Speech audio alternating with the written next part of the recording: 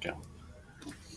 I'm doing my presentation on the Yellow Wallpaper by Charlotte Perkins Gilman, and I will start out with a short summary of the story. And it's just the narrator, who is nameless, and her husband John moved to their summer home in California. The narrator's husband John is a physician and diagnosed her with the temporary nervous depression. His cure for it was something that was called the rest cure, which is basically doing absolutely nothing to lower the stimulation in the brain. And because of that, she had no interactions with people and was basically allowed to do nothing in her life. Over time, the only stimuli she had was staring at the ugly yellow wallpaper that, in her words, that she said. Um, she starts to imagine a woman trapped in the wallpaper trying to break free during that, and then she slowly deteriorates to she slowly becomes mad and starts to tear the wallpaper off because she thinks that's going to free the woman that she thinks is trapped inside the wallpaper. She starts to imagine herself as the woman who is also trapped inside the wallpaper.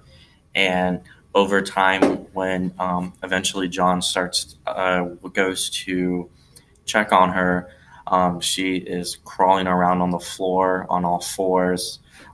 She tore all the wallpaper off and said that the woman who was trapped in the wallpaper is now free, and she is too. And um, all of this to John. He ends up passing out, and she still is crawling around circles and does it over his body as well. So the big things are the setting is in the mansion house in California, and part of it is the narrator's mind and her thoughts that are put in the book that she has hidden. I have the two major characters are the narrator, who is married to John. She suffers from mental health issues. These symptoms started happening after the birth of their son, and to medical standards now today, this would be because of postpartum depression, which is depression that women have after they give birth to a child. And for most of the story, she is locked inside this room with the yellow wallpaper. And the second big person in the character in the story is John, who is the husband slash her doctor. He is the one who misdiagnosed her with these hysterical tendencies for the depression. And even though John does love his wife, he is controlling her in the way that the misdiagnosis with the rest cure that he gives her, and it's actually worsening her mental state. Um, I have found that in the yellow wallpaper, a major symbol of it is the wallpaper itself.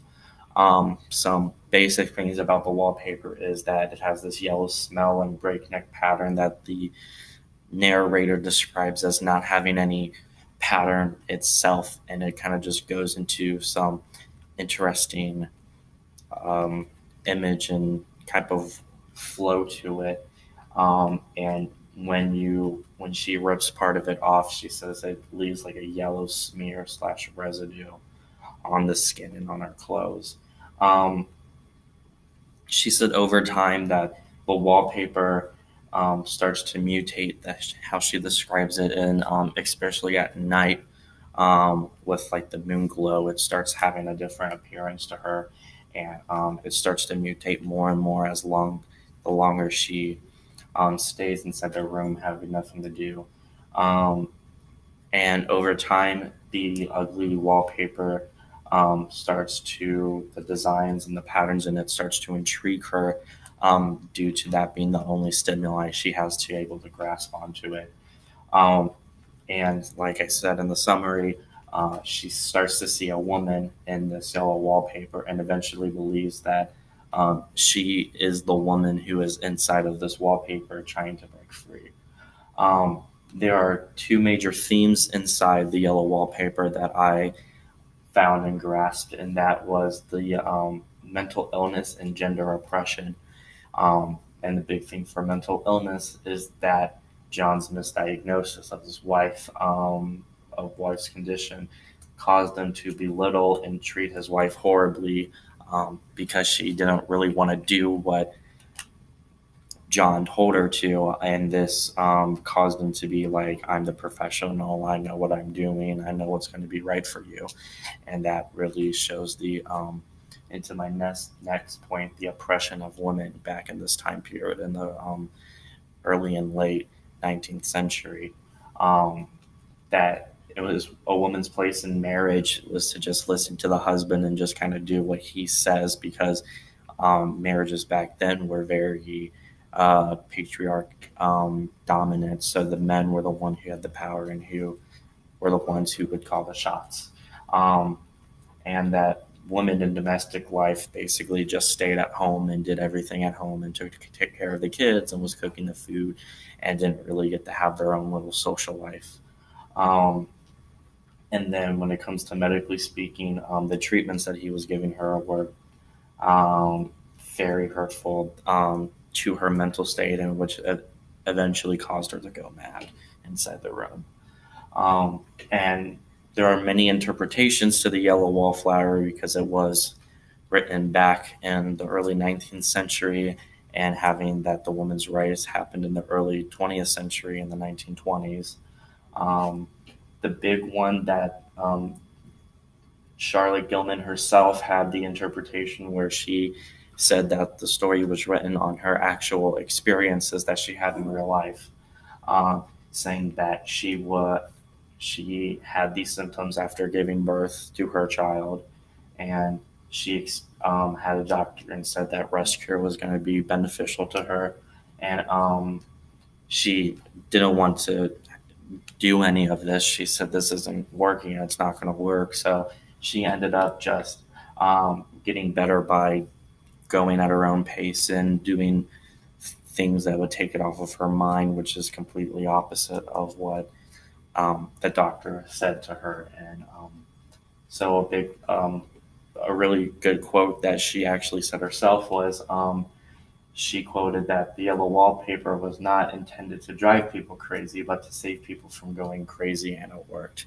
because there was multiple stories that people told her where they read the yellow wallpaper and they went with her advice and did what she did, and basically the narrator's fall to madness helped them. They helped them not go mad and beat whatever, if it was postpartum depression or whatever mental illness that they had. And the other big one is the feminist interpretation of the yellow wallpaper, and that is used to fight women oppression and abusive relationships. And the big one is just to listen to your conscience, like the narrator wanted to do, and what Gilman herself did, and that men don't control your life and your actions, and you're allowed to have a social life if you want. Women are allowed to have these interactions with other people, and that's what stimulates the brain, and that's what can increase brain activity and decrease depression and things like that. And a thing to piggyback on that is that women should not stay secluded into their homes, and they should be able to explore the outside world and try to impact society as she did.